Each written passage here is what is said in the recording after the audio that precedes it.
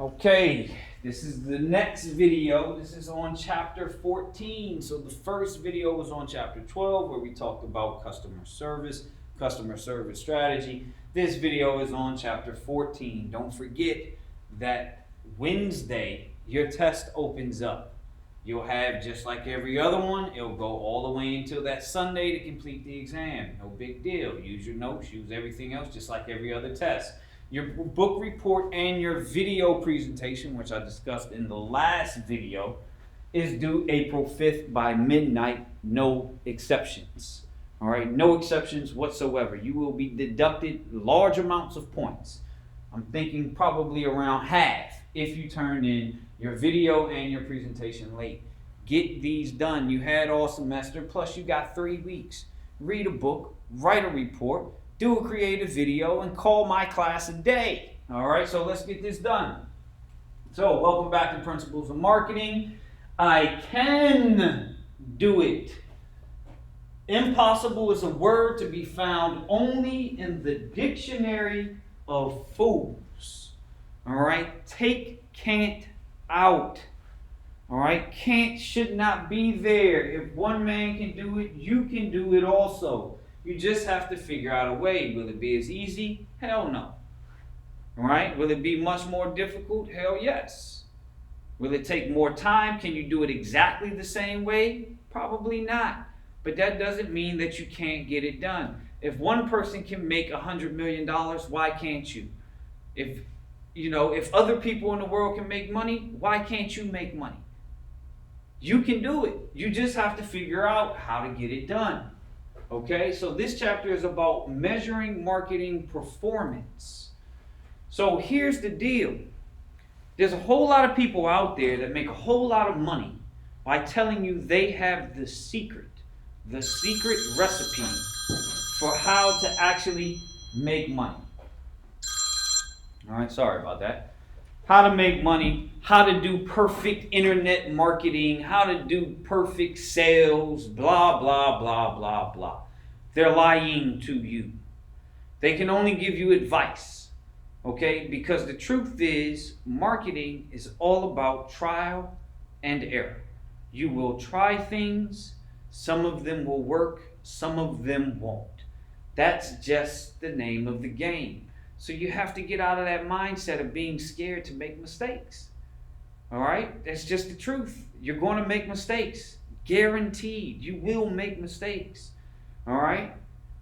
But you got to learn how to get over it and keep trying. Keep chipping away. Keep working at it. You don't make money with your first business venture? Forget about it. Take what you learn and move on to the next. It's trial and error. There is no secret recipe. It's just struggle and grind. Get used to the game now. All right? So the first thing about overcoming mistakes is being able to admit that you made one. All right? A lot of people out there don't want to or have a hard time with accountability. Right? It's your fault if you don't get an A or a B in my class. Not mine. Not anyone else's. It's your fault if you don't graduate. It's your fault if you don't make money in your life. It's your fault, your choices. You choose. So when you make a mistake, admit that you make it. I do it all the time. I had to practice at it. Oh, yeah, that's my fault. Right? But then the second thing is understanding what the mistake was. How did you screw up? Right? Think about all the businesses that we've talked about, all the little small businesses that I've had. Right? And think about, right, I got to understand what that mistake was. Well, what did I do wrong in this scenario? Right? What did I do wrong here? How could I have done this better? And then the other thing is, well, just don't do it again. Right? So for instance, my best example is when I was your age, I went out and tried to flip my very first home, right? I think we talked about this at the very beginning of the semester. All right, so the name of the game was I was young, dumb, right, full of vigor, had no idea what it is that it takes to actually make money, but I was able to go and buy a house.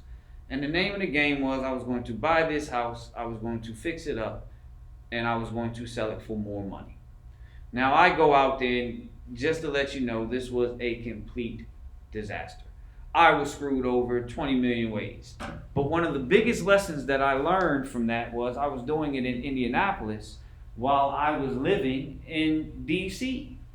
One of the biggest things that I learned was people can't see that far.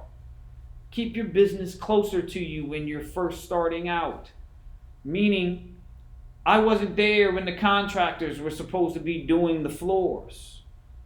Right? When they were supposed to be putting in new sinks. Right? When they were supposed to be putting in new cabinets and blah, blah, blah. Right? So I couldn't see it. My favorite example is I was paying someone to cut the grass when it was time to sell the house, right? You want it to look pretty, right? Yeah, no one wants to go in there and have an ugly looking house, right? I was paying someone every week to come cut the grass. When I finally flew home, the grass looked like it ain't never been cut in 3 months. I can't see that far, right? So that's the thought behind it, right? You want to be a little bit closer so you know what the heck is going on. Right, so I had to understand what the mistake was, and now the next time that I flipped the home, guess what? It wasn't in Indianapolis. It was around the corner. So I could actually see what the heck was happening. So that's it. It's really simple. Admit that you made a mistake. Yeah, I messed up with the first one. Right? It was too far. I didn't know what was going on. Right? I had the wrong contractor. Didn't know enough about real estate myself. Blah, blah, blah, blah, blah. Understand what it was. And then don't do it again. That's it. All right? So don't be scared to make mistakes because you will make them. All right? No, most people's first business fail. And it's all right because you've never done it before. All right? Think about playing sports. The first time that you had to do something, you probably didn't do it really well. First time I tried to shoot a basketball, I didn't make it. Right? I airballed it. All right? So the thought is, okay, well, work on it, get up, dust it off, and keep trying, all right? So there's some performance measures that you got to know and that you got to look at when you're doing business, right? When you're trying to make this money. First is one, know your business. What are you trying to get done? What are your goals and objectives? You trying to make $1 million? You trying to make $2,000? You trying to make $200? What is it that you're trying to make? What is your goals and objectives here? You trying to save the manatees? That could be a business. What is it that you're trying to achieve? All right, and learn your business. Read magazines. Take time. When I was doing real estate, I was reading all of the real estate magazines. I was doing the self-help books. I was reading and listening to it in the car. We had CD players at the time. Right, so I would put in. So when I'm on my way to school or whatever, I'll be listening to the real estate stuff. So know your business. Take some time to get to know it. All right. Measure what you can modify. All right, you only want to change things that you can change, right? You only want to measure things that you can change. There's no reason in trying to measure if the sky is blue. For what? You can't measure that. You don't know what's going on. I mean, work with my example here, people. All right, so measure what you can modify. What is it that you can change? If you can't change it, don't measure it. No need. You're wasting your time. Don't cut corners. Do it right. Have you noticed that when you cut corners, you usually make more mistakes? When you try to cut corners in your book report, you'll get deducted points. Do it right the first time. Focus on what needs to be done, right? And do it. And that what needs to be done is better known from the first one. What are your goals and objectives? All right. So, for instance, a lot of times people try to focus on making the best quality product that they can make.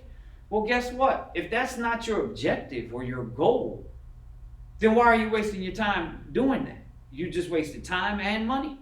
All right? But don't cut corners. Make sure that you measure things successfully. Make it clear in what it is that you want to do. I always like to use the KISS approach. Keep it simple, stupid. All right? I try to believe that everybody that I talk to is a 4-year-old. So I want to make sure that whatever I tell you guys, that it's clear. There's no ambiguity in it. Right? You know exactly what Dr. Hall's saying to you because he talks to you just like he talks to his own daughter. All right? And then start measuring things immediately. Don't wait. Start doing it now. And there are different performance metrics. I'm just going to touch on a few big ones and then we're done. You can read the rest in the book. All right? First one is ROI. How much money am I going to get back? This you need to be able to do. All right, and the ROI formula is simple. You want sales, which is price times units sold. Then you want to multiply that by your gross margin, which is your sales price minus your cost of goods sold. Then you want marketing expenditures. How much did you spend? The total cost of your marketing efforts. Remember, everything costs money. And then you're going to do all of that. You're going to do all of that, and then you're going to divide that number by your marketing expenditures. And that will give you your ROI.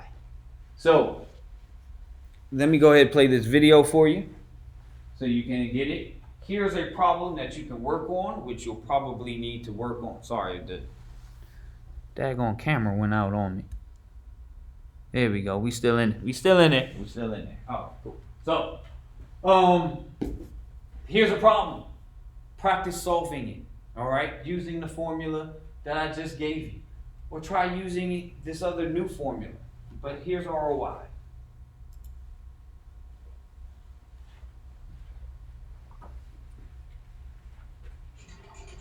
What is ROI? Congratulations on becoming the marketing manager of this wonderful company.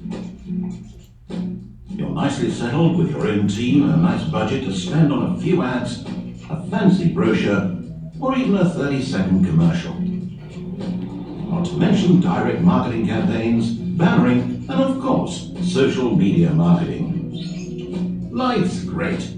But what if after a few months, your CEO suggests you present the ROI of your marketing spending at the next board meeting? Huh? what? Hold your horses. It's not that complicated. ROI stands for Return on Investment. It's simply a measure of money gained or lost on an investment. To put it in simpler terms, ROI is what you expect to get back from what you're spending as an investment. Marketing campaigns are investments, and like all smart investments, they need to be measured to make sure the money was spent wisely. So how can you calculate ROI?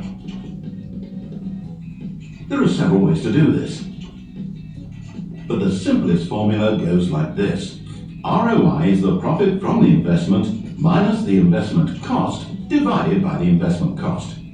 This calculation results in a positive or a negative percentage. If a marketing campaign does not have a positive ROI, then it probably shouldn't be undertaken.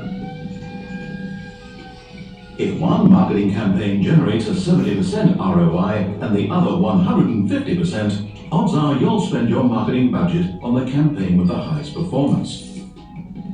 However, calculating the ROI of marketing efforts can be tricky. The easiest part is the investment side. The marketing investment is typically just the cost of the media.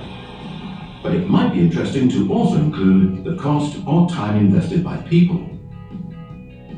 The exact profit of a campaign is usually more difficult to establish, especially when you're running several campaigns simultaneously, or when your sales process is a long and complex one. In these cases, you might simplify your ROI calculations. A simple calculation is better than none at all. Some marketing efforts are not meant to generate direct profits in the short term, but to increase brand awareness or purchase intent. But even then, it's important to define the right metrics. If you're in marketing, ROI is your friend. Even though many CEOs are convinced that marketing is key to business success, it's still one of the first budgets to be cut when times get tough. So calculating your ROI helps you justify your marketing efforts. The better you understand ROI, the more you are able to continually improve your marketing investments. It will help you to spend your budget on campaigns that yield high returns for your company. After all, making money is what you're in business for.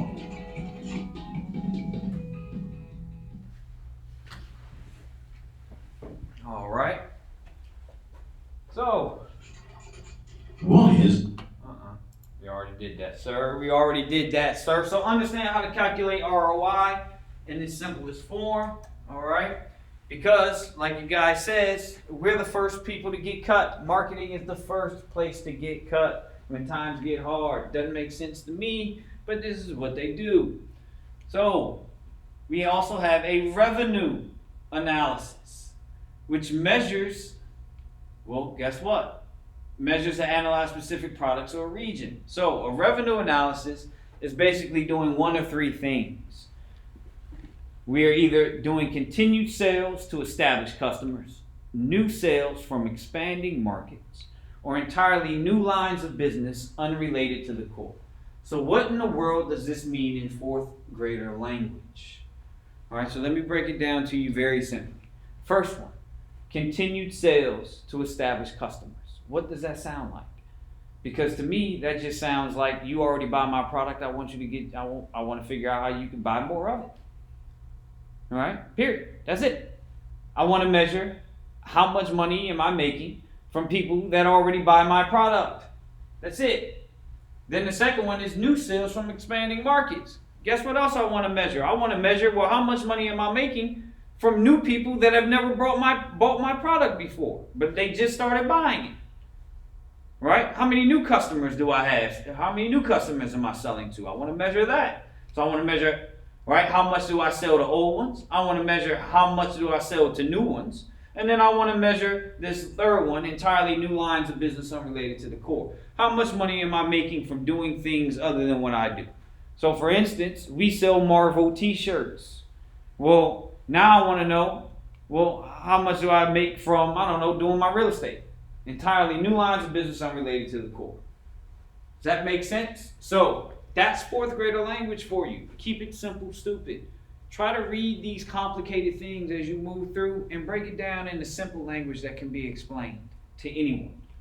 All right. Now then, last, you have market share. Yeah, nope, sorry, not last, but you have market share analysis. And market share analysis reflects, we already discussed this. What am I doing? Okay, I'll break it down to you one more time just in case if you forgot.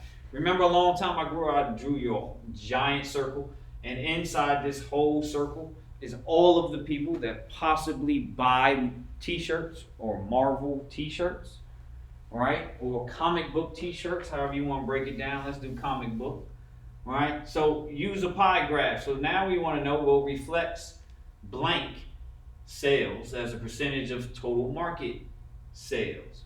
So we want to know, well, how many, right, in this circle, the circle represents exactly how many millions or billions or 100,000s, how many shirts are actually sold. Okay, period. And then market share is my piece of the pie. This is a giant pie, right? All of the money that could be made by selling Marvel t-shirts. And what we want to know is, well, what is my cut? How big is mine? And that's market share. So basically all you do is take your sales, divide them by the entire pie, and that will tell you exactly what your market share is. Just that simple. All right? Measures and the profitability analysis. All right, two things that you want to consider. Customer acquisition cost. How much does it cost for me to actually get a new customer? You never bought anything from me. How much is it going to cost for me to get you? Think of it like dating, right? How much is it going to cost for me to take you out on a date to make you my girlfriend? How much is that going to cost? Right? Because we want to know that in marketing because, well, obviously we want to decrease customer acquisition costs as much as possible. Right? If I don't have to take you out to, I don't know, Ocean Air, and I can just take you to Long John Silver's, let's do that. Right? So that would decrease the amount of cost. And then how much profit am I getting from each one? That's the other question. I only want to keep customers that are profitable. If it's costing me $100, right? You're cutting, right? If it's costing me $100 to get you to buy something, and it's only costing the next person, right? It was only costing the other customer that I want to get to buy something $50. I'm not trying to sell it to the one that's going to cost me $100. I'm wasting my time. All right. So how much money is each customer bringing me? For instance, I may spend more money on the person that continually buys my product, right, as opposed to the one that only buys from me once. So that's just the thought about profitability analysis. Where should I be spending my money, right? Because I got to spend money to get you. Well, who do I want to spend it on? That's the question of profitability analysis. And a marketing audit is, if you guys have ever heard of an audit, basically someone's just coming in and looking at what you're doing, like a tax audit. right? They want to know if your numbers are right. So a marketing audit is, are you doing the 4 Ps the right way? I'm not going to get into all of this. You can find it in the book, but you could do you literally do, when you're doing a marketing audit, you're going to analyze and criticize and look to find out on each of the 4 Ps, what's going on. All right, we're going to look at product, price, place, and promotion. To keep the video short, go read about it in the book. If you have any questions, come back and talk to me. Not going to get too much into the compensating salespeople. Just understand that you got 2 different things. You got commission. I could pay you commission, which is if you sell more t-shirts, I pay you based on how many t-shirts that you sell. I could pay you on salary, right? You come in, I want you to sell my t-shirts, I give you $50,000. Or we do a mix of both, right? The mix of both seems to be the better approach. The problem is if I just give you commission, now you don't have anything to pay your rent. What happens if you don't sell any shirts that month? Now you don't have anything to live off of. So most people don't want to do just commission only because it's either I win or I lose, right? There's no middle ground. Most people don't like to do only fixed because if I pay you $80,000 to come in and sell my t-shirts, there is no consequence if you don't sell any shirts. So now I paid you $80,000 and you ain't made me a dime because you ain't sold a single shirt, right? What motivation do you have? You can come in literally until I figure out that you're not selling nothing. You can come in and collect your paycheck every 2 weeks. All is good. We don't want to treat people that way either. So we do a mix of both. Hey, look, I'm going to give you enough. So they say, I'm going to give you 40 grand in salary. That should help you pay some of your bills. And then if you really want to make more money, sell more shirts. And I'll break you off with, 10% of commission on every shirt that you sell. So if you sell my Marvel shirt for $50, I'm going to give you $5 every shirt that you sell. Not a bad thing, right? That'll actually motivate you to get out there and sell more. So the mixed one tends to be the better one. Well, the one that most people actually use. It's about motivating, barriers to change. Understand that there's a whole bunch of barriers. Go read about it. This video is done. That's all you needed to know. Where's the